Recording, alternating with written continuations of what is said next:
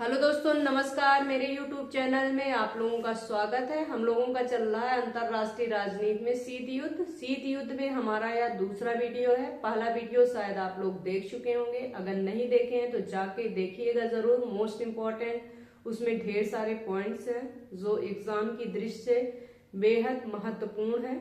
तो आप लोग जो है नोट्स बनाते हुए चलिए हम लोग अपना दूसरा वीडियो स्टार्ट करते हैं। देखते हैं हम लोगों को इस वीडियो में क्या मिलता है।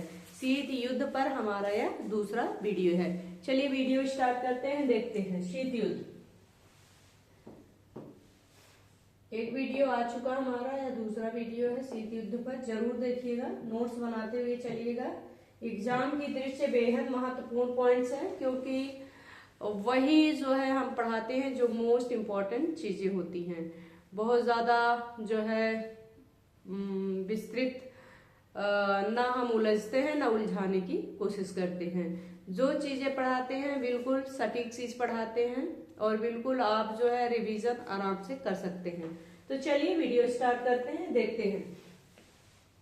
शीत युद्ध पुरातन शक्ति संतुलन अवधारणा का नया रूप है। यह दो विचारधाराओं का संघर्ष है, न होकर दो भीमकाय शक्तियों का आपसी संघर्ष है। यह कथन किसका है? पहला क्वेश्चन क्या है? पहला क्वेश्चन जो है, शीत युद्ध जो है पुरातन शक्ति संतुलन अवधारणा का नया रूप है। शीत युद्ध जो है पुरातन शक्ति संतुलन अवधारणा का नया रूप है। यह दो विचारधाराओं का संघर्ष न होकर दो भीमकाय महाशक्तियों का आपसी संघर्ष है। यह कथन किसका है? मोस्ट इंपॉर्टेंट है, एग्जाम में पूछा जाता है। मोस्ट इंपॉर्टेंट करके यह कथन लिख लीजिएगा। शीत युद्ध पुरातन शक्ति संतुलन अवधारणा का नया रूप है। यह दो विचारधाराओं का संघर्ष न होकर दो भीमकाय शक्तियों का आपसी संघर्ष है। यह कथन किसका है? यह कथन किसका है? पंडित जवाहरलाल नेहरू का कथन है। शीत युद्ध के बारे में पंडित जवाहरलाल नेहरू ने कहा था कि शीत युद्ध जो है पुरातन शक्ति संतुलन अवधारणा का जो है नया रूप है। क्या है? शीत युद्ध जो है पुरातन शक्ति संतुलन अवधारणा का नया रूप है। यह दो विचारधाराओं का संघर्ष न होकर दो भीमकाय शक्तियों के मध्य संघर्ष है। यह कथन किसका है?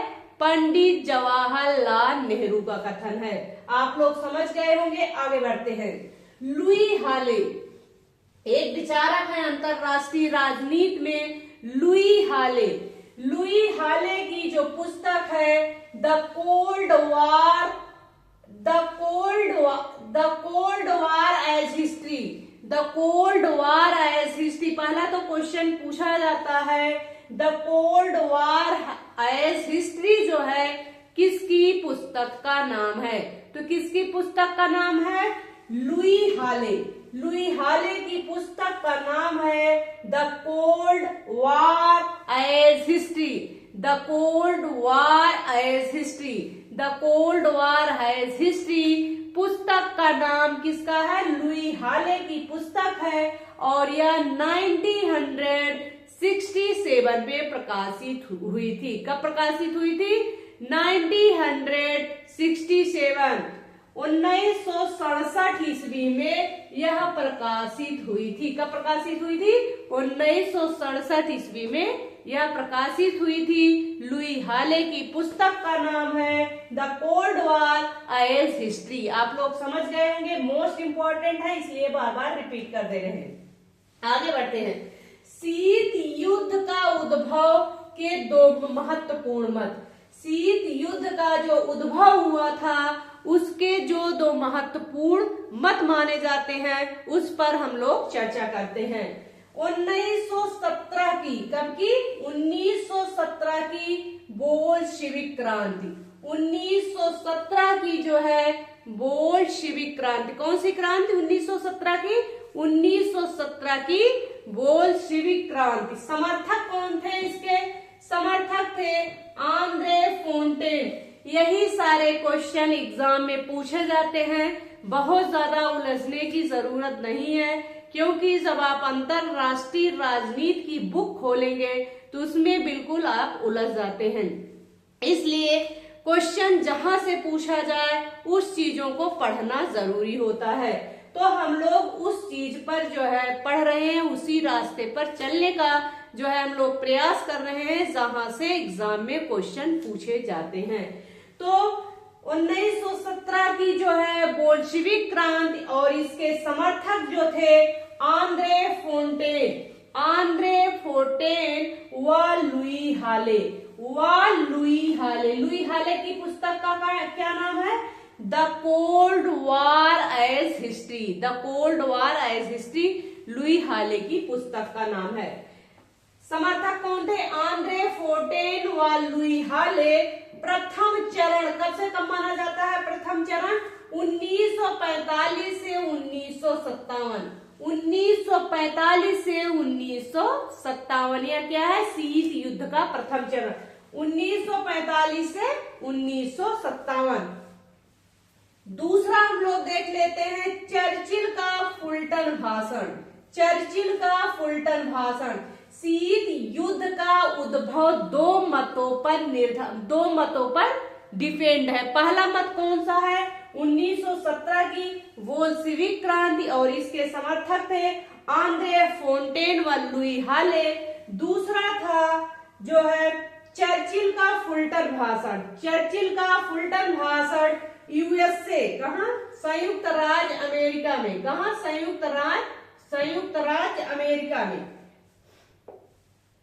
यूएसए कहा?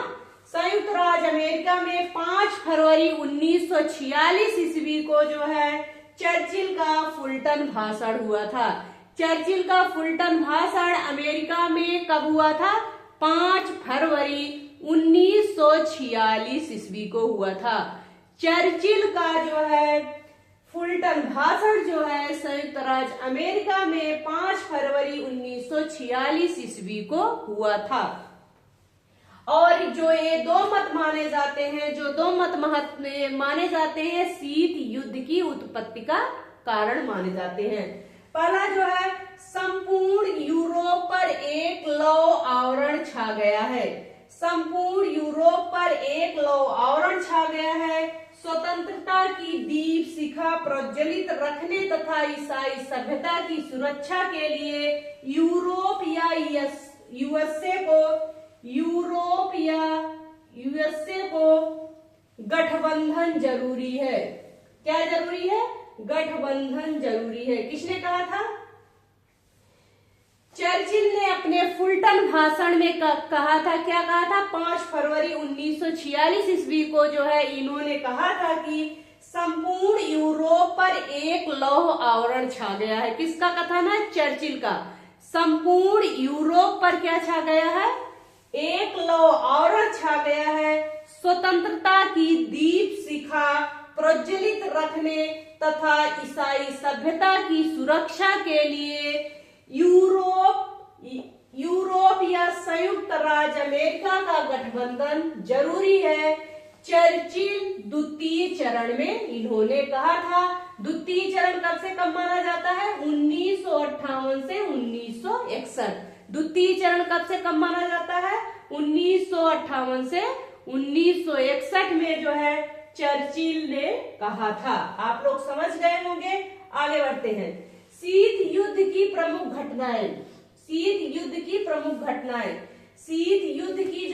घटनाएं थी वह था, पहला जो है 1961 में बर्लिन की दीवार खड़ी की गई। 1961 में क्या किया गया था? बर्लिन की दीवार खड़ी की गई थी। शीत युद्ध की प्रमुख घटनाओं में पहली घटना प्रमुख जो है 1961 में बर्लिन की दीवार खड़ी की गई थी। दूसरा जो है 1968 में सोवियत संघ का चेकोस्लोवाकिया में हस्तक्षेप। 1968 में पूर्व सोवियत संघ का चेकोस्लोवाकिया में हस्तक्षेप। तीसरा क्या था? शीत युद्ध की प्रमुख घटनाएं कौन थी? पहला था 1961 की बर्लिन की दीवार खड़ी की गई थी। दूसरा 1968 का पूर्व सोवियत संघ का चेकोस्लोवाकिया में हस्तक्षेप। चलिए देखते हैं ट्रूमैन सिद्धांत को मुनरो सिद्धांत। ट्रूमैन का मुनरो सिद्धांत, ट्रूमैन सिद्धांत को मुनरो सिद्धांत। चलिए आगे बढ़ते हैं। ट्रूमैन सिद्धांत को मुनरो सिद्धांत 1823 का विस्तार माना जाता है।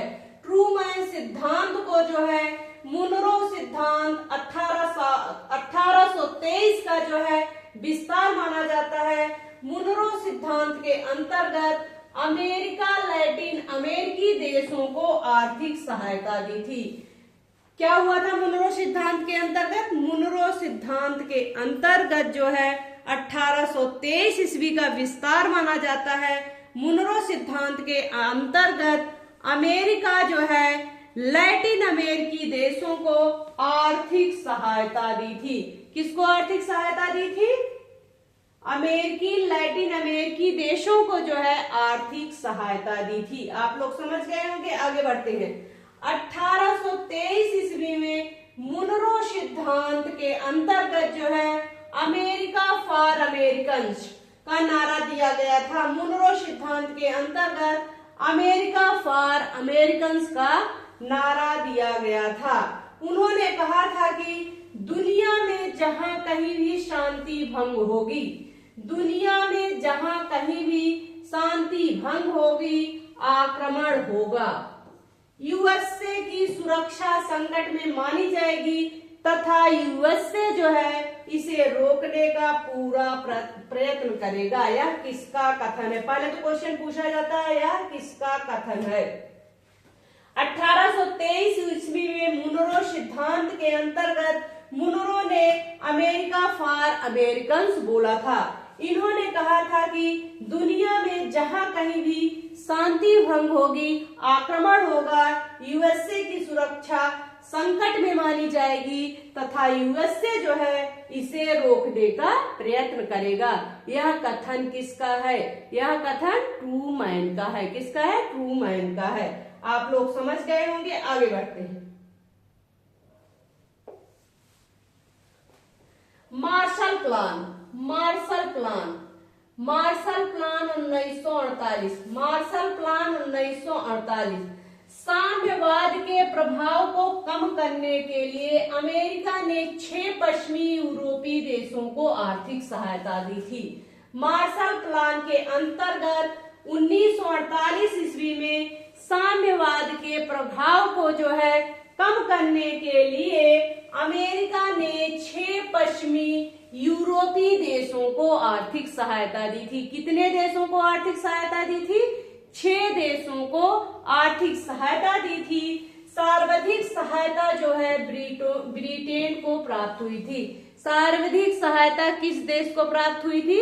ब्रिटेन को प्राप्त हुई थी। इसे डॉलर प्लान भी कहा जाता है। इसे क्या कहा जाता है?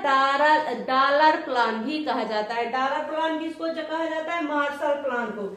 इसे डॉलर प्लान भी कहते हैं और इसका अन्य नाम एक है European Recovery Program. European Recovery Program. एक बार फिर से रिपीट कर देते हैं। मार्शल प्लान 1948 के अंतर्गत साम्यवाद के प्रभाव को कम करने के लिए अमेरिका ने 6 पश्चिमी यूरोपीय देशों को आर्थिक सहायता दी थी और सर्वाधिक सहायता किस देश को मिली थी? ब्रिटेन को प्राप्त हुई थी। इसे जो है डॉलर प्लान भी कहते हैं। इसे क्या कहते हैं? डॉलर प्लान भी कहते हैं और इसका अन्य नाम है यूरोपियन रिकवरी प्रोग्राम। तो यह रहा हमारा शीत युद्ध पे दूसरा वीडियो। इसके आगे हम लोग कल पढ़ेंगे। धन्यवाद।